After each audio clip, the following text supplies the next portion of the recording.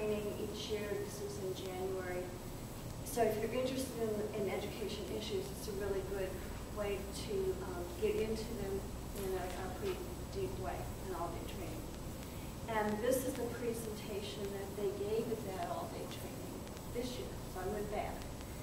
And in the meanwhile, last October, it was in the paper that the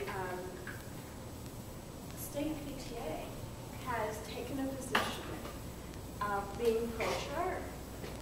And all I know, and all I knew at this point was that all of the Democrats, the King County Democrats, the state Democrats in their platform, have been anti-charter for years and years. And you probably remember there were 3 different times when there was an initiative and they were turned down. The voters turned down the pro-charter initiative at the time. So here we are. And I'm going, well, the state PTA has adopted this position. I know the Democrats are against it. When you talk about Democrats, are you talking about legislators? No, I'm talking about the state party position in the platform.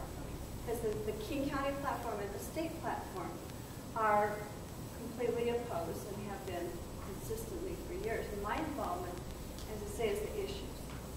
So, but that doesn't encompass all Democrats. This is the question. So I'm going, well, wait a minute. If the party's position is against it, and yet suddenly the state PTA adopts this position, pro-charter, there must have been some Democrats at this meeting. I wasn't there. So what happened? And I started getting, all kinds of what did happen at the meeting and how this. Wait a minute. There is a reason that we have this historical position, and some people might want to think about it. And that's where this began last October.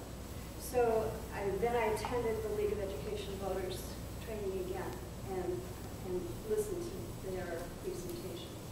And then based my presentation on what they said. So this is kind of a dialogue. You'll see the League's this is going to start out being just pretty much the League's presentation and my little counterpoints, and then later on there's much more of me and much more of hopefully you, and we'll have more dialogue after we get the ground established. So according to the League of Education Voters, a charter school is a public school. It's non-religious. It's tuition-free. The funding is tax money. And it is open to all students and must meet these federal requirements. They give us these examples of school innovation. So school innovation is one of the major reasons given for charter schools. The curriculum design, this is just their text. It can include Montessori, AP courses, STEM, if you're involved in education, you see these words, science, technology, engineering, and math, and language immersion.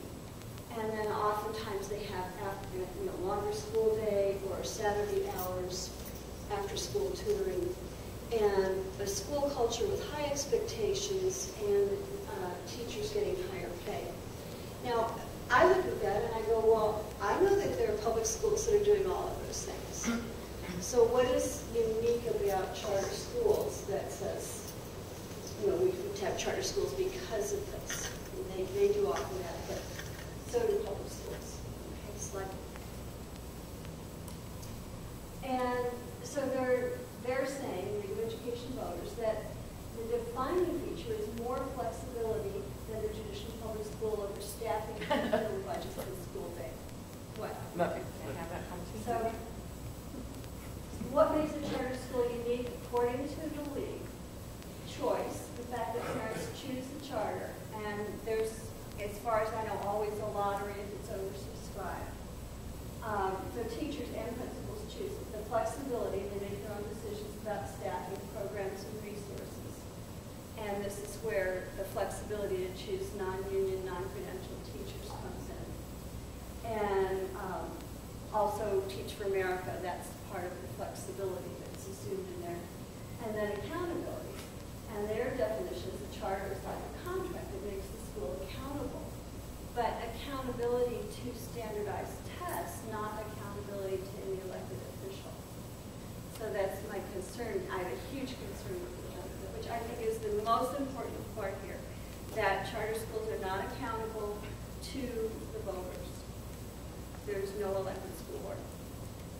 And we can talk about that some more, but I We're doing so well. that is accountability to me means someone's job is on the line. So when we don't get the results we want, we go to that elected official, and as we just did with a couple of the school board members, we said, we don't like what's going on, and we need a different direction here, and we elected different people. So on the charter, they get the charter pulled after 5 years. They what? Get the charter pulled after 5 years, and we have 4 years to vote someone out of office. Well, in so. fact, that doesn't Well, happen. but that doesn't ultimately Part of address the problem is that the charters don't actually get their charters pulled. Yes, they do. Yes, they do. In the national scheme of things, 5,000 charter schools, one of the critiques is that the level of accountability is very low. And when they do get their charters pulled, they get replaced with another charter company. So they don't actually get returned to the public. There is a public oversight of an election. Just through it public? A new group that might gather itself together to apply. We'd have to form a nonprofit. But under that, and I think this is covered a little farther down, the nonprofit charter holder can contract with any for-profit company for education services and management services. So it still is an open door for private companies to come in and run the schools. So the claim is that charter schools are more diverse than traditional public schools. And there are a series of, we need to push the button here. This is from the presentation. Charter schools are 32% white and non-charter schools, meaning public schools, are 52% white. This will be the national figure of all public schools. The charter schools, again, push the button. The charter schools have targeted urban areas. They're most popular in New Orleans, New York, Washington, D.C., Chicago, and L.A. And so these were, these huge urban districts that were considered to be failing, and they are, of course, mostly black.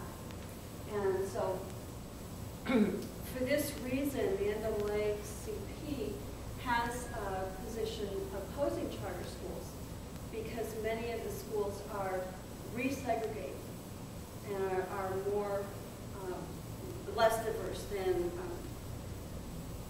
other schools. And then it's also possible to form a charter school just for a disabled audience. There's a charter school for autistic children. And so you can get concentrations that way. But the numbers overall are that although they involve more children of color, more black and Latino children, that they don't serve children with disabilities in the last button. They under-enroll severely disabled students and English language learners. And the percentage of under-enrollment of severely disabled students is quite large. This is where, of course, severely disabled students are far more expensive to educate. And so the understanding is that they're either counseled out from the beginning, this is anecdotal, but parents have said, well, I tried to enroll my child and they told me, well, Mrs. Smith, your child just wouldn't do well here, or we don't have the extra services, we don't have the extra teachers, and so on. So they're routed back to public schools at greater expense. The sad part of all of this is that the federal government is supposed to fully fund special ed, and it simply doesn't. So the burden falls on the local school system. And under this, with charter schools, that's more so. And then same with English language learners. Next slide. The evidence is that there are 420,000 students on the waiting list, that parents want charter schools. And I would offer that desire for charter schools has been generated by No Child Left Behind. So we've got 10 years of experience with No Child Left Behind. It's a completely flawed bill from the beginning, the law, that measures, and you probably know this, most of you know this better than I, measures annual yearly progress, and then sets up a series of steps that says, if you can't achieve this, you become a failing school in steps. And at this point, the 10th year is 2014, something like 80% of all schools are going to be failing schools. It's a mathematical certainty. It's like expecting everyone to be above average. And so many of the states now have requested waivers from the worst parts of No Child Left Behind. But in actuality, it should be repealed. Wavering it is a disservice to everyone. What happens in a local school when the No Child Left Behind labels you failing? What happens? I'm sorry, what was that? Well, the law requires the local school. Do you never? What was the question? What happens to in the local school when you get this label of you're a failing school? Reality or? All the kids get to, the parents get to remove the kids from that school Yeah. and move them to a school. But there's no school to move them. That's exactly it. So Not what this happens is this law generates a letter. It's required that all the parents receive a letter that says your child attends a failing school. Majority of the schools. And you have a choice to transfer to another school if there is one. And so What it's does that about have to do choice. with Charter charter schools. It's generating the desire for charter schools because just what you said, there isn't any place to go. And in Seattle, Director